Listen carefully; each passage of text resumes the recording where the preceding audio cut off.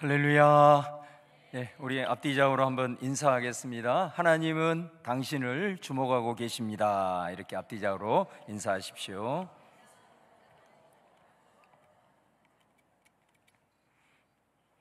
몇 년 전에 프랑스 파리에서 연쇄적으로 테러가 발생해서 도시를 아주 큰 공포에 몰아넣은 적이 있습니다. 테러가 무서운 것은 전쟁은 대비할 수 있지만은 테러는 막을 수 없기 때문에 언제 어디에서 터질지 모르기 때문에 사실 더 무섭다고 합니다. 사실 우리에게 찾아오는 위기가 마치 테러와 같습니다. 우리가 예상할 수 없는 곳에서 찾아오고 또 불청객처럼 순식간에 다가와서 우리들의 삶을 흔들어 놓기 때문에 그렇습니다. 그래서 위기가 찾아오면은 두려움이 엄습하게 됩니다. 사실 위기 자체보다도 더 큰 위기는 뭐냐? 바로 그 상황 앞에 그 두려움에 사로잡히는 것, 이것이 사실은 더 큰 위기라고 할 수 있습니다.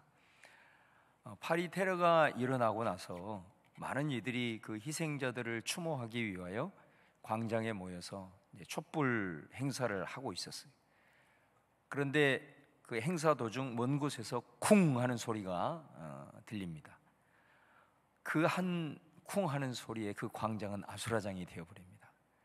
사람들이 비명을 지르면서 서로 얽히고 설키고 넘어지고 쓰러지면서 어찌할 바를 모르는 그런 상황이 발생을 하게 되었어요. 사실은 쿵 소리는 건축 자재가 떨어지는 그런 소리였는데 그 테러에 대한 트라우마로 인하여 사람들이 두려움에 사로잡히니까 그거를 마치 총소리로 들려서 그 행사를 하면서 더 큰 그런 어려움에 직면하게 되는 그런 상황이 되었다라는 거예요. 이처럼 우리가 두려움에 사로잡히게 되면은 우리 감각이 무뎌지고 또 상식도 마비되어지고 그렇기 때문에 그 상황을 대응하는 그런 능력도 현저하게 떨어질 수 있다라는 것을 또 이 테러 사건과 그 이후의 일련의 과정을 통해서 우리는 잘 알 수가 있게.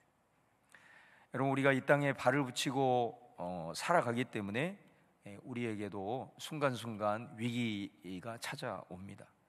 오늘 역대하 20장 본문, 유다 왕이었던 여호사밧이 겪은 그런 위기 상황에 대한 기록이라고 할 수 있습니다.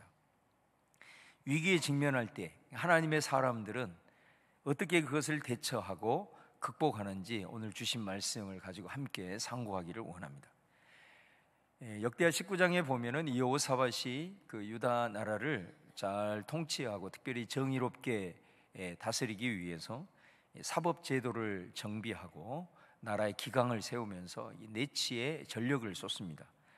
그 결과로 나라가 어느 때보다도 평안하게 되는 그런 상황에서 갑작스럽게 주변국이었던 모압과 암몬과 마온 사람들이 연합군을 형성해서 유다를 쳐들어오는 이런 상황이 발생을 하게 된 겁니다. 이 연합군들이 진을 치고 있는 곳이 오늘 본문에 보면 엔게디라고 하고 있는데, 엔게디는 예루살렘에서 한 25km 떨어진 곳이기 때문에 맘만 먹으면 이게 하루길 정도 되기 때문에 와서 큰 어려움을 줄 수 있는 그런 이제 상황인 거죠. 그러니까 유다뿐만 아니라 이 나라를 통치하고 있는 여호사밧에게는 참으로 그 위기 상황이라고 할 수가 있는 거예요. 자, 그때 역대하 20장 3절 오늘 우리가 봉독한 말씀을 보면 여호사밧이 두려워하여 여호와께로 낯을 향하여 간구하고 온 유다 백성에게 금식하라 공포하매, 이렇게 말씀하죠. 여호사밧 왕이 두려워했다, 그렇게 말하고 있습니다. 당연한 것 아니겠습니까? 이 상황에서 두려워하지 않는 것 자체가 비정상적이라고 할 수 있겠죠. 그러나 이 두려움이 이 상황에서 사로잡힐 거냐, 아니면 이 직면한 위기에 내가 대응할 거냐라고 하는 것은 또 다른 문제입니다.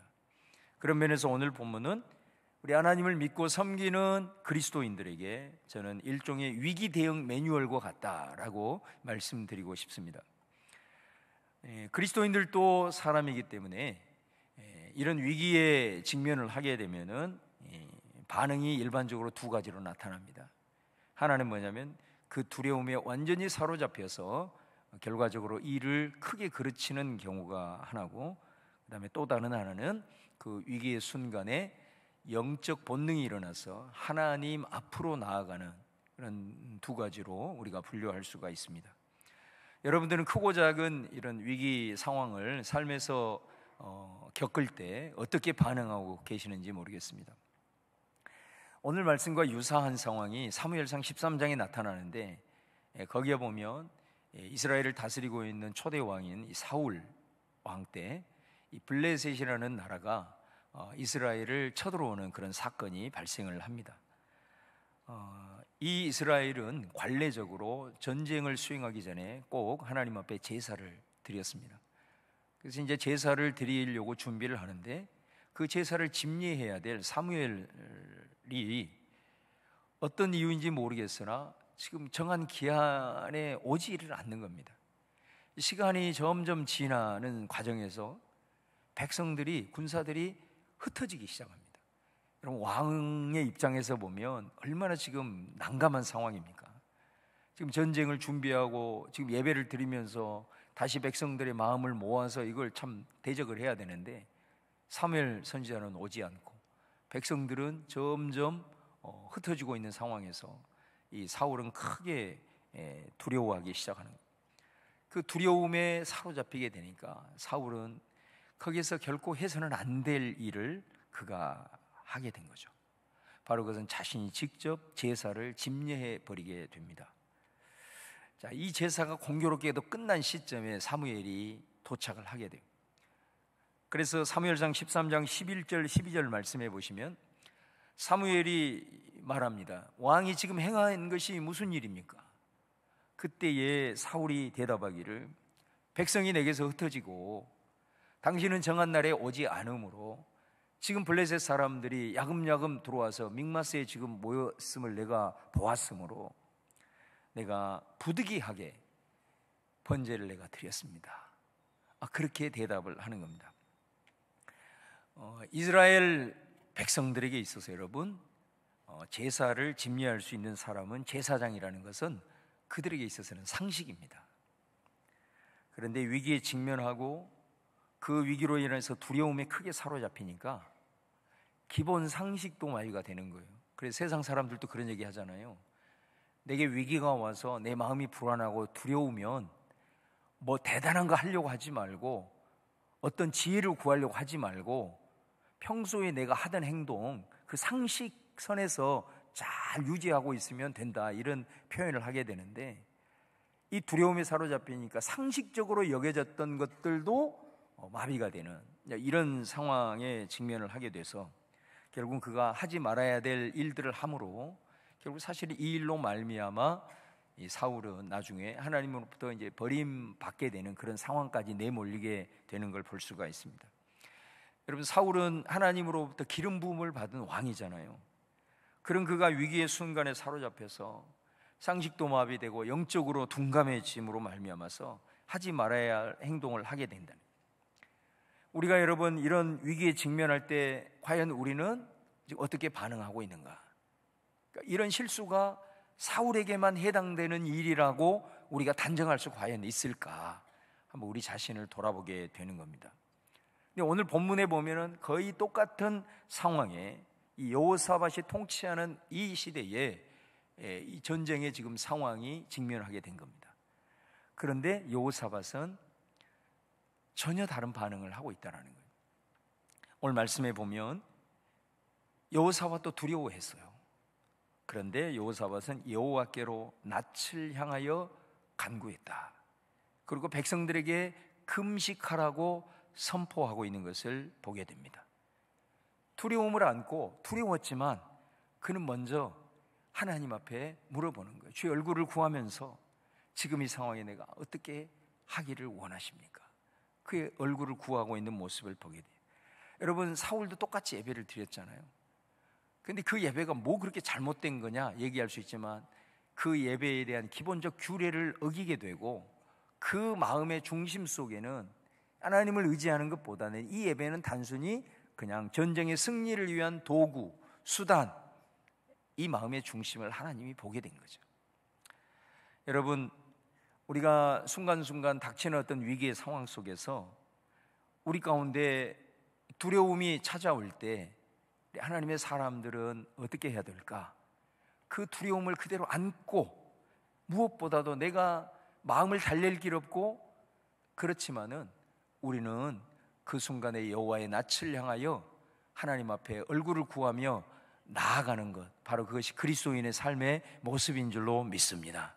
그 앞에서 내가 어떤 말을 할 수도 없고 마음을 달랠 길이 없지만, 그럼에도 불구하고 그 순간 하나님을 바라보고 그리고 하나님의 이름을 부르면서 나아가는 그 기도의 자리, 예배의 자리로 나아가는 것이 우리에게 매우 중요하다는 거예요.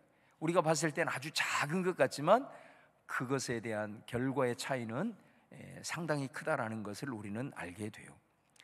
우리가 금요 심야 때 계속 나누는 느헤미야를 제가 종종 인용을 하게 되는데, 느헤미야 2장 2절에서 4절 말씀에 보면은 사실 이 느헤미야는 왕궁에서 왕을 모시는 사람이에요. 굉장히 왕의 측근이라고 할 수 있습니다. 그래서 술관원장의 역할을 감당하면서 일종의 비서실이거든요. 왕의 마음을 편안하게 하고 왕과 편하게 대화하는 이런 이제 일들을 수행하는데, 한 번은 이 느헤미야에게 소식이 들려오는 거예요. 어떤 소식이냐면 자기의 그 고국인 유다 예루살렘에 큰 어려움이 닥치게 돼요. 그 소식에 느헤미야는 감당할 수 없는 슬픔에 빠집니다. 그리고 성경에 보면 수일 동안 울고 슬퍼했다 이렇게 얘기하고, 그러나 그는 그 자리에서 울고 있을 수만은 없는 사람이잖아요. 우리 식으로 얘기하면 일을 해야 되는 거예요. 출근을 해야 되는 거예요. 그리고 자기의 역할은 왕의 마음을 편하게 해드려야 되는 그런 역할이기 때문에 이 사람은 자기 얼굴에 근심이 있어서는 안 되잖아요. 아마 노력하고 노력했을 거예요. 내가 왕 앞에서는 이런 모습을 안 보여야지. 그리고 왕 앞에 나갔는데 왕이 그 얼굴을 보자마자 딱 알아차린 겁니다. 아무리 감추고 싶어도 감출 수 없는 내면의 모습이 표정 가운데 나타나는 거예요. 그래서 왕이 2장 2절 보면은, 야, 네가 병이 없는데 왜 얼굴에 그렇게 수심이 가득하냐, 이렇게 딱 알아차리고 왕이 물어보는 거예요. 여러분, 사실은 느헤미야가 있어서는 이게 위기일 수 있어요. 왜? 아까도 말씀드린 대로 느헤미야의 역할이 왕의 마음을 편하게 해드려야 되는 역할이기 때문에 그렇습니다. 지금 왕이 이렇게 질문한다는 것은 굉장히 지금 언짢다는 거거든요. 내가 너의 표정 보고 내가 영향을 받아야 되냐, 이런 식인 거죠. 자, 그랬을 때 성경에 보면은 느헤미야가 그 왕의 말을 듣고 크게 두려워했다, 이렇게 성경은 말하고 있어요. 크게 두려워했다.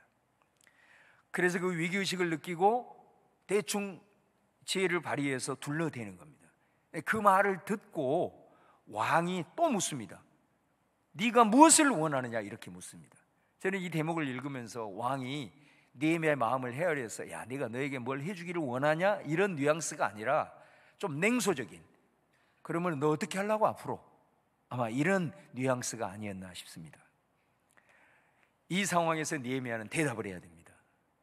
이 대답이 한마디에 의해서 그 사람은 자기 자리가 왔다 갔다 할 수 있고 급기야는 자신의 목숨이 왔다 갔다 할 수 있는 그런 경각의 순간입니다. 그때 느헤미야가 어떻게 반응을 했을까요? 오늘 이 말씀해 보시면 내가 곧 하늘의 하나님께 묵도하고, 이렇게 반응하고 있습니다. 여러분, 이걸 우리가 화살기도라고 그러잖아요. 지금 느헤미야가 이 상황에서 매우 큰 위기 상황에 내몰렸을 때, 지금 느헤미야가 지금 시간을 내서 제가 기도할 수 있는 상황입니까? 뒤돌아서서 지금 하나님 하면서 간구할 수 있는 그런 시간적인 여유가 없어요. 화살처럼 지나가는 찰나의 순간이라고요. 그랬을 때 느헤미야가 어떻게 반응하냐, 그 찰나의 순간 속에서 주님, 내가 지금 이 순간 어떻게 해야 될까요? 주님, 내가 무슨 대답을 해야 될까요? 내가 지금 이 상황을 어떻게 대처해야 될까요? 화살이 지나가는 짧은 순간 속에서 하나님을 바라보고 묵도로 올려드릴 수 있는 이 모습, 바로 이게 하나님의 사람의 모습인 줄로 믿습니다. 여러분, 우리가 순간순간 위기에 직면할 수 있어요. 그리스도인에게도 여전히 그 위기로 인하여 두려움이 찾아올 수 있습니다. 그러나 그 순간이 그리스도인에게는 오히려 내가 하나님을 믿는 그리스도인이라는 것을 확실하게 보여줄 수 있는 또한 또 다른 기회가 될 수도 있습니다. 두려울 수 있습니다. 두려웠으나 여호사밧처럼 여호와께 낯을 향하여 간구했다. 두려웠으나 느헤미야처럼 하늘의 하나님께 묵도했다. 여러분, 위기에 직면한 하나님의 사람들이 보여주는 하나님 앞에서의 자세라고 여겨집니다. 특별히 이런 느헤미야와 또 여호사밧과 같은 그 리더들, 크리스천 리더들, 우리 직장에서 또 우리들의 삶의 과정에서 리더 역할을 하고 있는 이 그리스도인들은 순간순간 닥치는 이 위기 상황 속에서 이 자세가 얼마나 중요한지, 이 속에서 하나님을 의지하고 하나님을 바라보고 주의 얼굴낯을 구하며 나갈 때 바로 그 결과로 이어지는 것은 나뿐만이 아니라 내 휘하에 있는 사람들 또 백성들에게 끼칠 영향력이 크기 때문이다. 그런 측면에서 우리 그리스도인들이 두려움에 사로잡히는 위기 상황 속에서 어떻게 반응을 해야 될까? 느헤미야를 통해서, 여호사밧을 통해서 우리는 보게 되는 것입니다. 4절 말씀에 보면 유다 사람이 여호와께 도우심을 구하려 하여 유다 모든 성읍에서 모여와서 여호와께 간구했다. 그러니까 여호사밧은 위기 앞에서 그 스스로 하나님의 얼굴을 구하고 하늘을 바라보면서 아버지의 이름을 부르면서 주님 앞에 기도로 나아갔을 뿐만 아니라 백성들에게 이 상황 앞에 금식해 달라고 금식을 선포하고 있어요. 백성들에게 이 상황 앞에서 여러분들도 좀 같이 기도를 해 주십시오 라고 기도 부탁을 하고 있는 것입니다. 여러분, 이처럼 믿음의 사람들은요, 위기의 순간에 확실히 세상 사람들과는 다른 그런 영적 본능이라고 할까요? 이런 부분들이 바로 이런 데서 나타나는 것입니다. 내가 평화로울 때, 아무 일이 없을 때는 그저 그냥 구별됨이 없는 것 같지만은 위기가 찾아올 때 내 속에 있는 가장 중심의 것들이 사실은 표출이 되는 거거든요. 그 순간에 하늘의 하나님 앞에 묵도하고 여호와의 얼굴을 구할 수 있는 것, 그리고 그 순간에 나의 믿음의 동역자들, 그리고 사랑하는 신앙의 동역자들에게 기도를 부탁할 수 있는 것, 바로 이것이 우리 하나님의 사람들이 위기에 직면하는 그런 자세인 줄로 믿습니다. 여러분, 사실은 기도를 부탁하는 것도요, 믿음입니다. 기도를 부탁하는 것도 그냥 하는 게 아니에요. 여러분, 어떤 사람들은 자기가 위기의 상황에 직면을 해 있어도 자기가 기도하지 않아도 다른 사람에게 기도를 부탁하는 사람이 있어요. 그런데 또 어떤 사람은 기도를 안 할 뿐만 아니라 기도 부탁 자체도 하지 않는 분들이 있어요. 사실은 여러분, 기도를 부탁하는 것도 믿음이에요. 왜 기도를 부탁할 수 있느냐면 그 속에 일말에 하나님의 살아계심에 대한 믿음이 있는 거거든요. 내가 믿음이 없어서 내가 하나님 앞에 기도할 자신은 없음에도 불구하고 다른 사람의 기도를 부탁한다라고 하는 것은 저 사람의 기도를 통해서 하나님이 일하실 것이라고 하는 믿음이 그 안에 있기 때문에 기도도 부탁하는 거예요. 여러분, 이 왕이 어떻게 보면 리더로서 어떻게 보면 굉장히 연약한 모습을 드러낼 수 있는 것이거든요. 그럼에도 불구하고 이 상황 앞에 백성들에게 나를 위해서, 이 나라를 위해서 여러분 기도해 주십시오, 금식해 주십시오. 이거는 이 여호사밧 가운데 있는 하나님을 향한 그런 믿음, 그리고 함께 기도하고 함께 금식하며 나갈 때 주님께서 역사하실 것에 대한 확고한 믿음이 있기 때문에 기도도 부탁할 수 있는 것이다라는 거예요. 여러분, 우리 에스더 4장 말씀에 보면은, 여기도 보면은 유다라는 나라가 망해서 많은 백성들이 지금 그 바벨론으로 포로로 끌려가서 거기서 지금 살고 있는 거예요. 나그네로 살아가는 것도 굉장히 서러운데 식민지로서 그런 백성으로 살아간다는 것은 참으로 힘든 일입니다. 그런데 지금 이 상황에 보면은 한 왕의 측근이 이 유다 민족, 거기 살고 있는 유다 민족을 아예 진멸시키기 위해서 악한 계략을 지금 짜고 있는 거예요. 그런데 이 상황 앞에서 속수무책인 거예요. 그때 왕의 궁정에서 문지기로 일하고 있는 유다인 중에 모르드게라는 사람이 있었어요. 근데 이 모르드게가 지금 이제 어쩔 수 없는 이 상황 앞에 절망하고 있다가 마지막 남은 카드를 하나 발견해요. 그게 뭐냐면 유다인으로서 참으로 특별한 일인데 왕으로 선발된 에스더가 생각이 난 거예요. 그래서 이 에스더에게 부탁을 하는 거예요. 너만이 이 상황에서 유다 백성들을 저 악한 하만이라고 하는 사람의 계략으로부터 건져낼 수 있다, 네가 유일한 카드다, 이리 생각을 하고 네가 한번 왕에게 한번 나가봐라, 이렇게 부탁을 하게 됩니다. 그때 여러분 에스더는 거절합니다. 왜 그러냐면 에스더가 이런 얘기를 해요. 당시에 왕후나 후궁들이라도 왕이 부를 때 나가는 거지, 자기가 왕이 부르지도 않았는데도 나아가는 것은 이건 규례도 안 맞는 거고, 그것으로 인하여서 그 무모함 때문에 자신의 위치가 폐위될 수 있는 상황이기 때문에 나는 그렇게 할 수가 없습니다. 이렇게 얘기를 한 겁니다. 그때에 모르드게가 아주 일침을 놓습니다. 뭐라고 얘기를 하냐면, 하나님께서 너를 왕으로 세운 것은 지금 이때를 위함이 아닌지 누가 알겠느냐?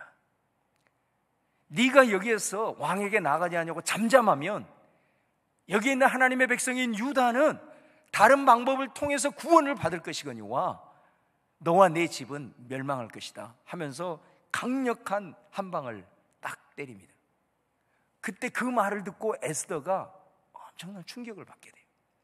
그래서 에스더가 모르드게에게 이렇게 얘기를 합니다. 에스더 4장 15, 16절 말씀에 보면 에스더가 모르드게에 회답하여 이르되 당신은 가서 수산에 있는 유다인들을 다 모으고 나를 위하여 금식하되 3일 동안 금식 기도하게 부탁을 해 주십시오.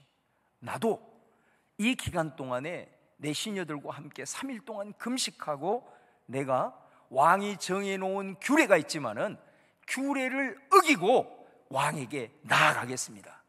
내가 왕에게 나아가서 내가 거기서 죽을 수 있다면 나는 죽어도 괜찮습니다. 죽으면 죽겠습니다. 이런 결단을 하고 있는 걸 보게 돼요. 여러분이 결정적인 위기의 순간에 빛을 발하는 장면이 바로 이 장면이거든요. 에스더가 뭐를 합니까? 이 위기의 순간에 지금 규례대로 얘기하면 왕이 부르지 않음으로 나갔을 때는 자기의 생명이 위태할 수 있는 이 상황 속에서 그가 무엇을 하고 있냐라는 거예요. 바로 그거는 백성들에게 자기를 위해서 금식하게 해달라고, 기도하게 해달라고, 자기를 위해서 중보하게 해달라고 부탁하고 있는 것을 보게 됩니다. 여러분, 이것이 우리 그리스도인들이 세상 사람들과는 다른 위기에 직면할 때 우리가 할 수 있는 대단히 위대한 반응임을 여러분 믿으시기를 주님의 이름으로 축원합니다. 여러분, 우리 그리스도인은 이런 위기의 순간에 혼자 이걸 붙들고 끙끙거리는 사람들이 아닙니다. 우리는 기도의 동력자들에게 반드시 기도를 부탁할 수 있어야 합니다. 그것이 믿음입니다. 기도를 부탁하는 것이 믿음입니다. 그 믿음이 역사를 만들어내는 거예요. 그리고 그 기도 제목을 여러분 가운데 또 나눌 수 있는 그 동력자가 참 있다는 것은 참으로 신앙인으로서 복된 사람입니다. 그리고 그 기도 제목이 나누어졌을 때 그 기도를 내 기도 제목이라고 생각하고 그 기도 제목을 가지고 같이 기도할 수 있는 공동체, 그런 교회라면 그 교회는 하나님의 역사를 이루는 기적의 통로로 쓰임받을 줄로 믿습니다. 여러분, 우리 교회도 여러분 화살 중보기도단 있는 거 다 아시죠? 여러분들이 삶의 위기가 오고 여러 가지 어려운 순간이 있을 때 혼자 그걸 붙들고 끙끙거리지 말고 반드시 교역자들에게 아니면 여러분 구역장에게 알려야 합니다. 훈련된 화살 중보단이 있거든요. 그것을 철저하게 비밀로 간직하고 그것을 위해서 그 소식을 듣는 순간 5분 동안 하나님 앞에 무릎 꿇고 하나님 앞에 기도하는 중보기도가 있어요. 여러분, 혼자 어려운 순간에 씨름하지 말고 공동체가 합심해서 기도하는 것, 그것은 하나님의 명령이기 때문에 이것은 능력이 임하는 통로가 될 수밖에 없어요. 야고보서 5장 14, 15절에 하나의 일례를 보여주고 있잖아요. 그 말씀에 보면 너희 중에 병든 자가 있느냐? 그는 교회 장로들을 청할 것이요. 하나님 명령하잖아요. 병든 거 우리 삶의 위기거든요. 이 위기에 있을 때 뭐라고 얘기해요? 너는 교회에 말해서 지도자들로 하여금 기도할 수 있도록 요청하라고 하나님이 말씀하고 있잖아요. 그들은 그 요청을 받았을 때 교회는 어떻게 하라는 거예요? 주의 이름으로 기름을 바르며 그를 위해서 기도할지니라. 하나님은 이 두 행위를 믿음으로 보신다고. 기도 제목을 부탁할 수 있는 것도 믿음이고, 그 기도를 부탁을 받았을 때 그 기도 제목을 붙들고 그것이 내 기도 제목이라고 생각하고 간구하는 그 시간에 많고 적음을 떠나서 간구하는 그것을 믿음의 기도로 여기신다 이 말이에요. 그 믿음의 기도는 어쩐다고 얘기를 합니까? 15절 말씀에 믿음의 기도는 병든 자를 구원하리니 주께서 그를 일으키시리라. 혹시 죄를 범하였을지라도 사하심을 받으리라. 여러분, 병든 자를 구원한다. 그 병이 하나님께서 그 심령 속에 어그러진 영적인 질병을 치유하기 위해서 육신의 질병을 허락하는 경우가 의외로 많거든요.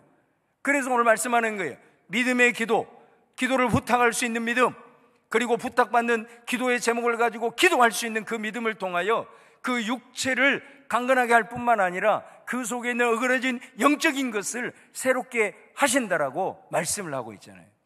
여러분, 저는 목회자예요. 많은 성도들이 저한테 기도를 부탁하고 또 기도받기 위해서 저에게 오기도 합니다.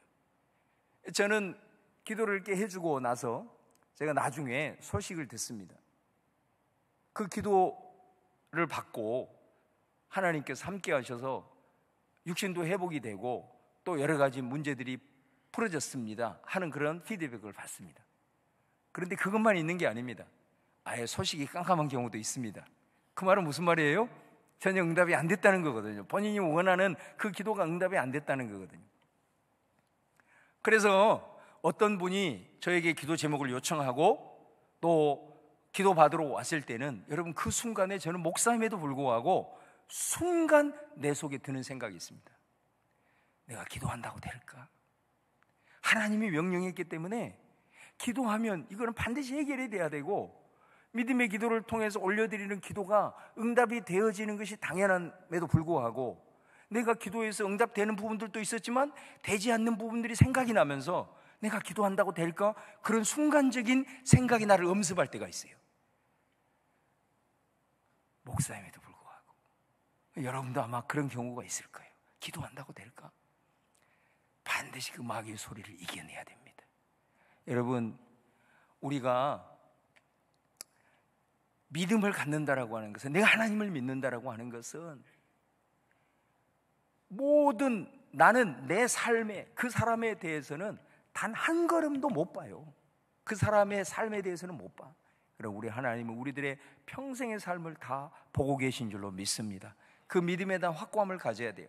그래서 그 영혼에 대한 것은 나보다 그 영혼을 더 사랑하시는 분이 우리 하나님이시고, 그리고 그 영혼에 대한 모든 것들을 우리 하나님이 다 손에 쥐고 계심을 믿어야 합니다. 그런 소리가 들려왔을 때, 그래, 내 수준으로, 내 믿음의 분량으로 천지를 지으시고 오늘 또 주관하시는 하나님을 제한해서는 안 되지. 과감하게 마귀의 소리를 귀를 담고 믿음을 가지고 그것이 내 기도라고 생각을 하고, 오늘 또 나는 오직 하나님의 말씀 의지하여서 축복하며 주님 기도하오니 하나님의 역사를 이루어 주옵소서. 그런 마음을 가지고 기도 부탁받았을 때 믿음으로 기도해 보세요. 여러분을 기도의 온전한 도구의 능력자로 사용하실 줄로 믿습니다. 뭐 대단히 누가 능력을 특별히 받아서 기도의 응답의 역사가 많이 일어나는 거 아니에요. 이 작은 판단의 차이, 그리고 그 속에서 그 마음을 내려놓고 우리 하나님을 붙들 수 있는 그 믿음, 그 귀하게 여기시는 겁니다. 여러분, 오늘 이 여호사밧이 백성들에게 왕의 체면을 내려놓고 제발 금식하며 기도해 주세요, 그렇게 했을 때 오늘 말씀에 보면 백성들이 반응하거든요. 역대하 20장 13절에 보면은 유다 모든 사람들이 그들의 아내와 자녀와 어린이들과 더불어 여호와 앞에 섰더라. 어린아이들까지 다 모여가지고 함께 금식하면서 기도하는 이 일들이 지금 벌어지게 되는 거예요. 여러분, 이 상황 속에서 하나님께서 어떤 일을 행하셨는지 우리가 다음 시간에 그 내용을 우리가 구체적으로 살펴보게 될 것인데요. 여러분, 제가 전에 섬기던 교회에서 이제 여름이 되면 전교인이 이제 여름 선교를 진행을 하는데, 그걸 위해서 한 달 전부터 새벽마다 저녁마다 모여서 기도회를 갔습니다. 영적으로 무장하고 이제 여름 선교를 가게 되는데 많이 불편하거든요. 그 시골 지역을 가기 때문에 거기에서 교회와 마을회관을 숙소 삼아 살기 때문에 아주 어려워요. 그럼에도 불구하고 하나님께서 은혜 주셔서 이제 같이 여름 사역을 진행을 하게 되는데, 한 번은 80세가 넘은 권사님 한 분이 매일 이제 새벽 기도를 하고 또 늘 이렇게 기도하시는 분인데, 그분이 꼭 자기가 이번에 따라가야 되겠다는 거예요. 내가 아무것도 할 수 없지만 거기에도 교회당이 있기 때문에 그곳에서 자기가 중보 기도를 할 테니 자기를 꼭 데리고 가라고 막 하는 거예요. 원래 우리가 이제 뭐 규칙은 아니지만 은퇴하시는 나이가 되면은 여러 가지 어려운 일이 있기 때문에 이제 모시고 가는 걸 우리가 이제 이렇게 하는데, 그분이 자기는 꼭 가야 되겠다는 거예요. 그래서 갑시다, 뭐 못 갈 게 뭐가 있어요 하면서 이제 그분을 모시고 갔어요. 한참 이런 선교가 진행이 되는데, 이제 그분이 밤에 이제 화장실을 가다가 이 노인이 쓰러져 버린 거예요. 여기서 이렇게 미끄러져서 넘어진 거예요. 그리고 고관절이 골절이 돼버린 거예요. 여러분, 이제 그런 상황이 되면은 진짜 성도들 마음도 그렇고 내 마음도 그렇고 이게 무너지거든요.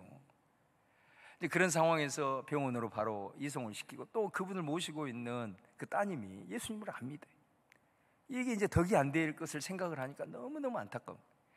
그래서 우리 성도들 먼저 마음을 다시 한번 다독이면서 어쨌든 우리가 기도로 준비했으니까 이 사역을 잘 마칩시다, 이렇게 하면서 같이 기도하면서 또 열심히 이제 사역을 마치고, 또 우리 장로님들과 협의해서 그 따님에게 우리가 얘기했어요. 이 모든 병원의 비용은 우리 교회 전적으로 부담할 테니까 좀 힘드시더라도 조금 양해를 해달라고 그렇게 이제 우리가 얘기를 하고, 이제 이번에 언제 퇴원을 해요? 저는 이 노인들 이렇게 이제 목회를 하다 보면 이 노인들 가운데 이렇게 고관절 같은데 이렇게 손상이 당하면은 대부분 그거로 인해서 욕창이나 감염이 돼가지고 돌아가신 경우를 많이 봤기 때문에 특별히 더 이제 안타까운, 할 수 있는 게 없는 거예요.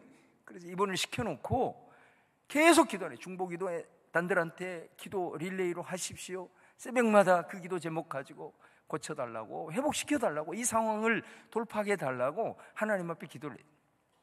근데 여러분, 그 80세 넘은 노인이 3개월 만에 회복이 돼서 걸어다니게 되는 줄로 믿습니다. 더 놀라운 것은 그 믿지 않던 그 따님이 우리 교회에 등록을 하게 되었어요. 위기가 기회가 되는 거예요. 여러분, 우리가 이 상황 앞에서 정말로 이런 체험을 우리 성도들이 한번 하게 되니까, 위기에 직면할 때 거기서 좌절하고 막 원망하고 불평하고 이런 것이 아니라 먼저 우리 기도하면 되죠. 우리 중보의 자리로 나가면 되죠. 하나님 앞에 나가면 되죠. 이런 마음들이 그들 안에 일어나게 되고, 여러분, 그것을 통해서 여러분 오늘 이 순간에도 여러분 이 여호사밧과 같이 이런 중보의 기도의 능력은 여전히 그 믿음을 가지고 하나님을 붙들면서 기도를 부탁하고, 그 기도를 부탁하는 그들을 위해서 합심하여 같이 기도하는 사람들을 통해서 여전히 살아계신 하나님의 역사가 이루어지는 줄로 믿습니다.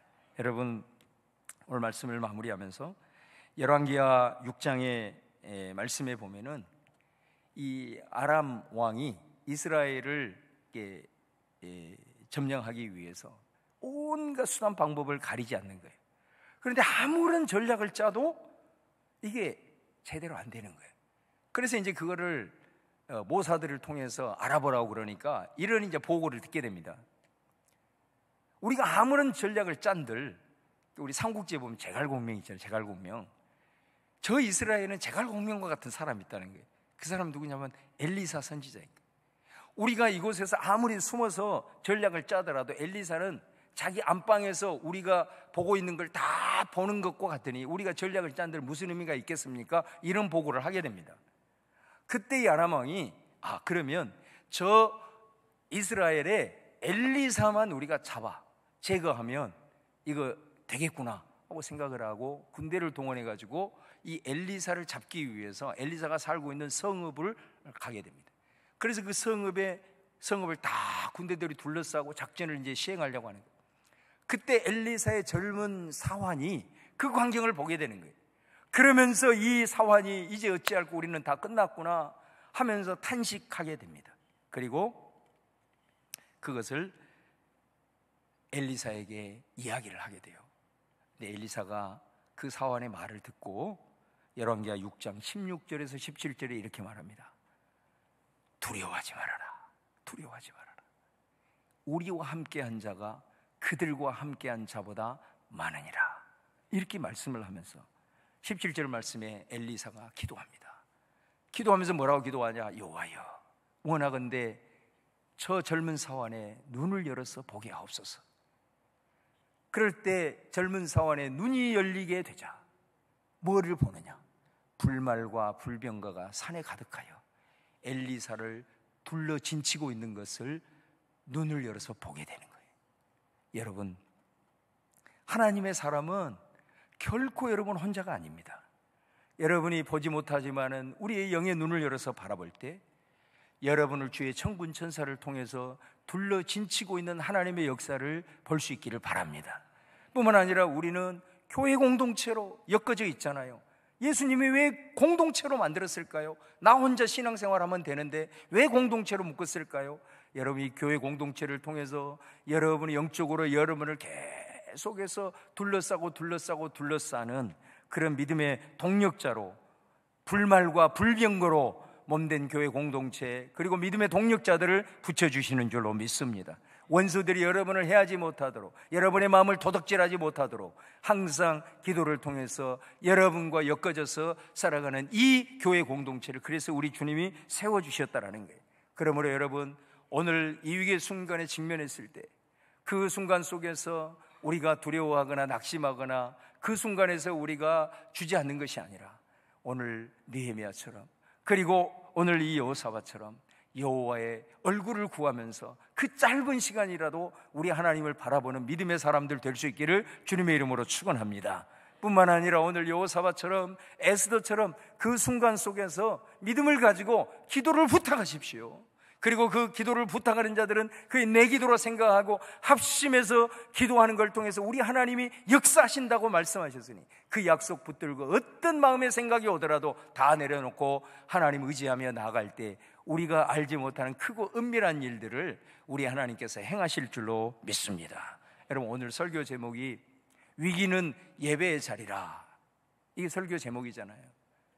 우리가 하나님 앞에 예배하는 자리는 지금 이렇게 공동체로 모여서 주일날 아버지 하나님을 찬양하고 높이고 말씀 듣고 기도하는 이 자리일 뿐만 아니라 저와 여러분이 살아가는 치열한 이 전쟁터와 같은 삶의 자리가 예배의 자리가 되어질 줄로 믿습니다. 특별히 여러분이 위기의 순간을 만날 때 바로 그 위기의 순간은 그곳에서 하나님을 불러야 하고 그곳에서 하늘의 하나님께 묵도해야 되고 그곳에서 주의 얼굴을 구해야 되는 예배의 자리임을 믿습니다. 우리 하나님은 그 위기를 통해서 하나님을 의지하고 하나님을 붙들고 기도하는 하나님의 사람들을 통해서